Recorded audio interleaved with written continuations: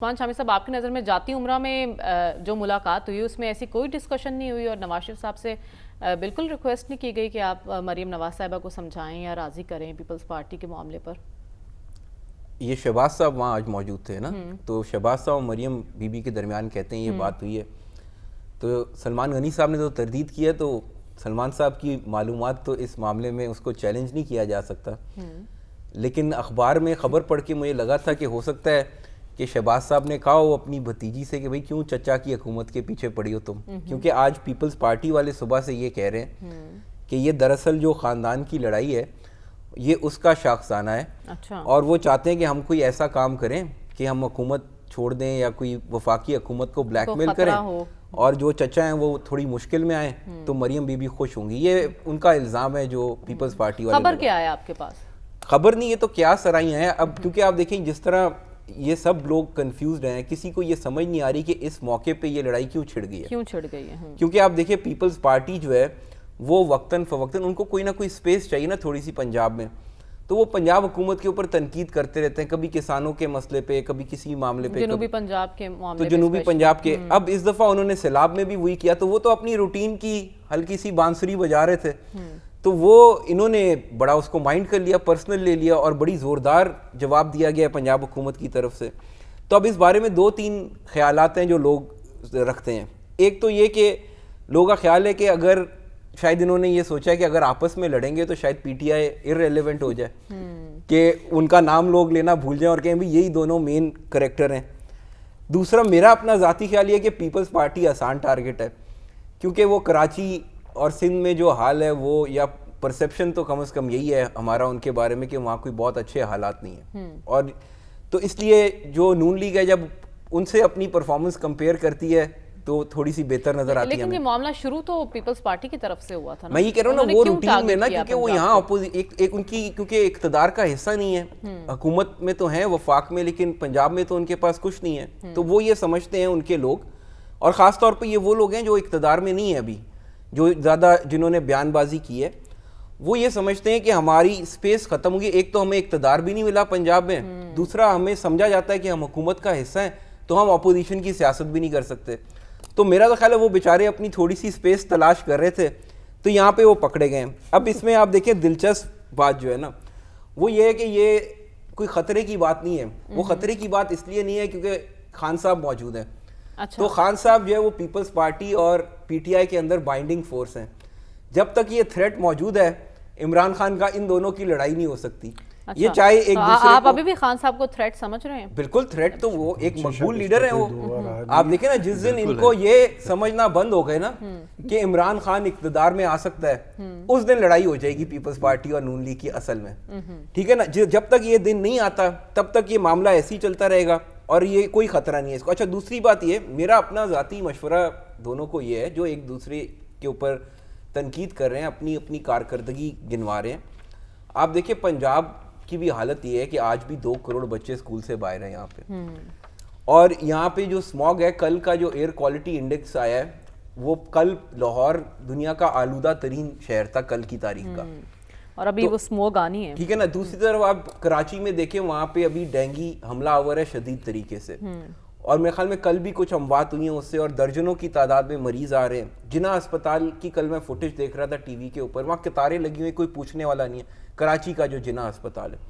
تو آپ یہ دیکھیں ان لوگوں کو شرم آنی چاہیے جو ایک دوسرے کے ساتھ اس طرح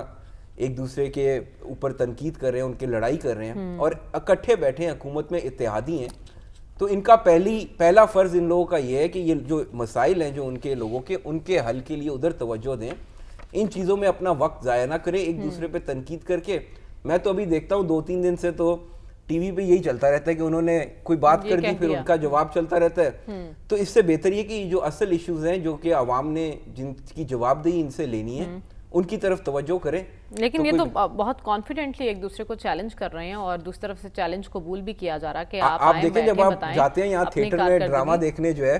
تو وہ ڈرامہ تو تھیٹر میں ایسے ہی لگتا ہے کہ وہ جب اگر پورے کانفیڈنس سے اداکاری نہیں کی جائے گی تو پھر لوگوں کو یقین کیا آئے گا، پھر فلم بھی نہیں بکے گی، کوئی دیکھنے بھی نہیں آئے گا، تو پھر تو اس کا کوئی اثر اور فائدہ ہی نہیں ہے آپ کو اس کا۔ تو یہ سارے آپ دیکھیں نا پرانے سیاستدان ہیں، 50 سال سے یہ پارٹیاں یہاں موجود ہیں، تو اب اگر اداکاری بھی نہیں کر سکتے تو پھر تو آپ نے ان کو آپ بالکل ہی نااہل سمجھا ہوا ہے. عثمان شامی صاحب، آپ کی نظر میں اس دورے کا ایجنڈا کیا ہو سکتا ہے، اور اگر افغان طالبان کا جھکاؤ بھارت کی طرف ہے تو پھر اس کو کیا سمجھا جائے اور پاکستان کی اسٹریٹجی اس پر کیا ہونی چاہیے؟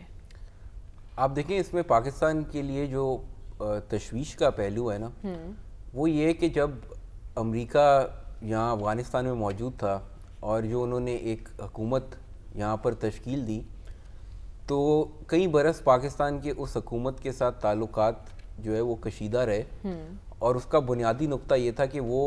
اس حکومت کا یہ ماننا تھا کہ پاکستان سپورٹ کرتا ہے طالبان کو. اور پھر آپ دیکھیں 2021 میں جب وہ اقتدار میں آ گئے تو ہمارے جو DGISI تھے وہ وہاں گئے بھی بلکہ، اور ان کے وہ کلپس کافی مشہور ہے. تو اس کے بعد اب ہم 4 سال بعد یہ دیکھتے ہیں